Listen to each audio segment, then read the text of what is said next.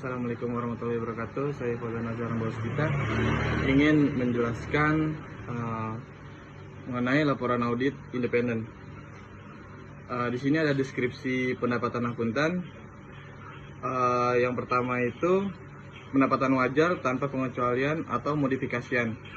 Laporan audit dengan pendapatan wajar tanpa pengecualian diterbitkan oleh auditor jika kondisi berikut ini terpenuhi. Yang pertama, ada semua laporan neraca, laporan laba rugi, laporan perubahan ekuitas, dan laporan arus kas terdapat dalam laporan keuangan. Yang kedua, dalam pelaksanaan perikatan, seluruh standar umum dapat dipenuhi oleh auditor. Yang ketiga, bukti cukup dapat dikumpulkan oleh auditor dan auditor telah melaksanakan perikatan sedemikian rupa sehingga memungkinkan untuk melaksanakan 3 standar pekerjaan lapangan. Yang keempat, laporan keuangan disajikan sesuai dengan prinsip akuntansi berterima umum di Indonesia. Hal ini juga berarti bahwa pengungkapan telah dilakukan memadai dalam catatan kaki atau bagian laporan keuangan. Yang kelima, tidak ada keadaan yang mengharuskan auditor untuk menambahkan paragraf penjelasan atau kondisi kata-kata dalam laporan audit. Ada yang kedua, ini ada pendapatan wajar tanpa pengecualian dengan bahasa penjelasan yang ditambahkan dalam laporan audit baku. Keadaan yang menjadi penyebab utama ditambahkan suatu paragraf penjelasan atau modifikasi kata-kata dalam laporan audit baku adalah: yang pertama, ada ketidakkonsistenan penerapan prinsip akuntansi berterima umum, prinsip akuntansi berterima auditing. Dua, umum di Indonesia mengharuskan entitas mengubah prinsip akuntansi atau metode penerapannya ke prinsip atau metode penerapan yang lebih mencerminkan posisi keuangan dan hasil usaha entitas dengan mengungkapkan sifat dan dampak perubahan tersebut dalam laporan keuangan. Yang kedua, ada keraguan besar tentang kelangsungan hidup entitas. SA seksi 341 pertimbangan auditor atas kemampuan entitas dalam mempertahankan kelangsungan hidupnya. Bahas tentang tanggung jawab auditor untuk menilai dan mengungkapkan kemampuan entitas yang diaudit dalam mempertahankan kelangsungan hidup. Di sini ada 3 kondisi auditor dapat memberikan laporan audit dengan pendapat wajar tanpa pengecualian dengan bahasa penjelasan. Auditor setuju dengan suatu penyimpangan dari prinsip akuntansi yang dikeluarkan oleh Dewan Standar Akuntansi Keuangan. Yang kedua, penekanan atas suatu hal. Yang ketiga, laporan audit yang melibatkan auditor lain. Selebihnya nanti teman saya yang akan menjelaskan. Terima kasih. Assalamualaikum warahmatullahi wabarakatuh. Saya Delanda Saptika akan menjelaskan mengenai poin. Yang pertama itu ada pendapat wajar dengan pengecualian. Dinyatakan dalam keadaan yang pertama itu tidak adanya bukti kompeten yang cukup atau adanya pembatasan terhadap lingkup audit yang mengakibatkan auditor berkesimpulan bahwa tidak memberikan pendapat. Yang kedua, auditor yakin atas dasar auditnya bahwa laporan keuangan berisi penyimpangan dari prinsip akuntansi berterima umum di Indonesia yang berdampak material, dan ia berkesimpulan untuk tidak menyatakan pendapat wajar.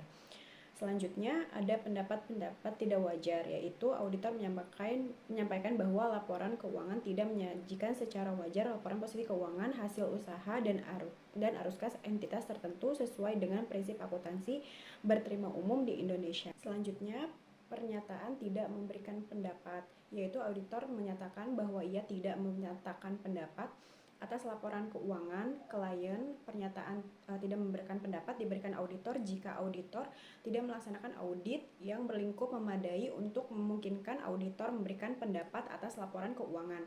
Pernyataan tidak memberikan pendapat juga dapat diberikan oleh auditor jika ia dalam kondisi yang tidak independen dalam hubungannya dengan klien.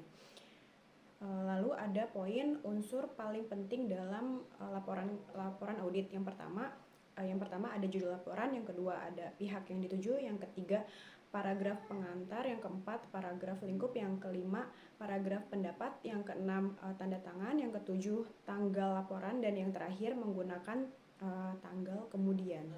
Terima kasih. Assalamualaikum warahmatullahi wabarakatuh. Saya Lady Vina. Izin menyampaikan materi yang tadi juga sudah disampaikan oleh teman saya.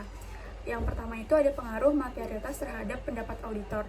Jadi pada saat auditor mempertimbangkan keputusan mengenai pendapat yang akan dinyatakan dalam laporan audit, material atau tidaknya informasi mempengaruhi jenis pendapat yang akan diberikan oleh auditor. Selanjutnya itu ada pembatasan terhadap lingkup audit. Nah, menurut Agus tahun 2017, prosedur audit yang akan direkomendasikan itu adalah pembatasan terhadap lingkup audit mempunyai akibat terhadap jumlah dan kompetensi bukti yang dikumpulkan oleh auditor. Nah, jika pembatasan tersebut itu dapat diatasi oleh auditor dengan menempuh prosedur audit alternatif, auditor tuh nggak perlu mencantumkan pengecualian dalam paragraf lingkup audit. Auditor juga dapat memberikan pendapat wajar tanpa pengecualian. Selanjutnya itu ada penyimpangan dari prinsip akuntansi berterima umum. Nah, penyimpangan dari prinsip akuntansi berterima umum ini dapat mengakibatkan auditor memberikan pendapat wajar dengan pengecualian. Jika akibat penyimpangan tersebut material atau dapat mengakibatkan auditor memberikan pendapat tidak wajar, atau jika akibat penyimpangan tersebut merembes ke hampir semua informasi yang disajikan dalam laporan keuangan. Lalu, ada penerapan prinsip akuntansi berterima umum yang tidak konsisten dengan tahun sebelumnya. Nah, tujuan penerapan prinsip konsistensi ini itu untuk memberikan jaminan bahwa perbandingan laporan keuangan antar periode tidak dipengaruhi dalam jumlah yang material oleh perubahan dalam prinsip akuntansi yang tidak hanya meliputi prinsip dan praktik akuntansi aja, tapi itu juga dalam metode penerapannya, atau jika dibandingkan dengan laporan keuangan antar periode tersebut dipengaruhi dalam jumlah material oleh perubahan tersebut.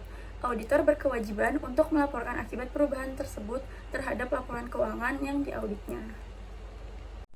Laporan audit yang mencakup 2 periode akuntansi. Laporan audit atas laporan keuangan perusahaan publik untuk memenuhi persyaratan Badan Pelaksana Pasar Modal atau Bapepam mencakup periode 2 tahun buku. Jika laporan keuangan perusahaan tahun sebelumnya tidak diaudit oleh akuntan publik, maka auditor harus mencantumkan kata-kata atas judul laporan keuangan tahun sebelumnya tersebut yang menunjukkan bahwa auditor tidak mengauditnya. Selanjutnya ada laporan keuangan tahunan sebelum yang diaudit oleh auditor independen lain. Jika laporan keuangan klien tahun sebelumnya diaudit oleh auditor independen lain dan laporan keuangan tersebut tidak dicantumkan dalam laporan audit tahun kini, maka informasi mengenai hal ini harus diperjelas dalam laporan audit sekarang. Hal ini bertujuan untuk menghindari kesalahpahaman di masa kedepannya. Selanjutnya ada laporan audit sebagian didasarkan atas audit yang dilakukan oleh auditor independen lain. Di sini ada 3. Yang pertama, mengunjungi kantor akuntan lain tersebut untuk membicarakan prosedur audit yang telah dilakukan oleh auditor dan hasil auditnya. Yang kedua ada mereview program audit yang digunakan oleh kantor akuntan lain tersebut dalam audit terhadap bagian perusahaan tersebut. Yang ketiga ada mereview kertas kerja yang dihasilkan oleh kantor akuntan lain tersebut dalam pemeriksaan terhadap bagian dari perusahaan tersebut, melakukan pengujian tambahan. Sekian dari kelompok kami, kurang lebihnya mohon maaf. Wassalamualaikum warahmatullahi wabarakatuh.